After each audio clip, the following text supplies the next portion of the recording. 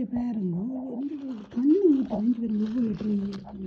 ஒவ்வொரு நாளும் தண்ணி ஊற்றுறோம். அப்போ தண்ணி ஊற்றிக்க ஒரு முறையாக ஊற்றுறோம். இது இது என்ன சொல்லுங்க, கத்திரி இப்படி டக்குன்னு ஊற்றி விட்டா என்ன இது இப்படியே கீழே ஒழுகி அதில் இருக்குது. இங்கே பாருங்க ஒவ்வொரு ட்ரையாக.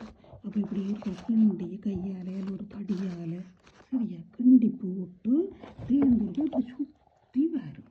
இது ஒரு மெத்தட். ஒவ்வொரு நாளும் ஊற்றுறோம். அப்போ என்ன செய்யும், இப்படி இருக்க தட்டி போட்டு இப்படி இருக்க சுற்றி சுற்றி ஊற்றுறோம். எனக்கு பட்டு போச்சு காட்டுறோம். நான் சமைக்கிறது பட்டு போச்சு பார்த்தீங்களா. என்னடா நான் இப்படி ஊற்றினேன். Don't do that. இப்படி அப்படி கிண்டி போட்டு இப்படி இருக்க இப்படி வட்டமாக ஊற்றலாம். மற்றது சிலதுகள் கத்திரிக்காயெல்லாம் உள்ளுக்க வைக்க வேணும். பூச்சி வேறு இருந்தால் ஒன்றும் செய்யலாம். கொசு டக்குண்டு கீழே போக மொழிய அதுக்கு தங்காது. என்ன செய்யும், அப்போ கவனம். இதெல்லாம் பெரிய டிப்ஸ். பட்டு போச்சு பார்த்தீங்களா. இதுக்கு கூடி தண்ணி போச்சு. கூட தண்ணியும் விடக்கூடாது. நீங்கள் காட்டுறதுக்கு தான் உதாரணம்.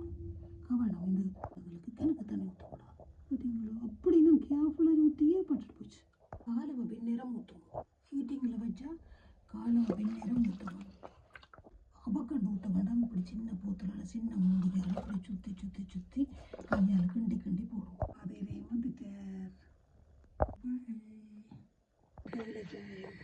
எல்லாத்தையும் இப்படி இருக்க புளிகளை போட்டு கொஞ்சம் வளர்ந்துட்டு வந்தாங்க.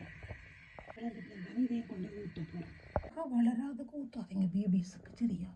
இந்த மின்ட் கொஞ்சம் வளர்ந்துட்டு இது கொஞ்சம் இந்த பாகல் கொஞ்சம் வளர்ந்துட்டு கொஞ்சம் கவனமாக ஊற்றணும். பேபிஸுக்கு ஊற்றாதீங்க ப்ளீஸ்.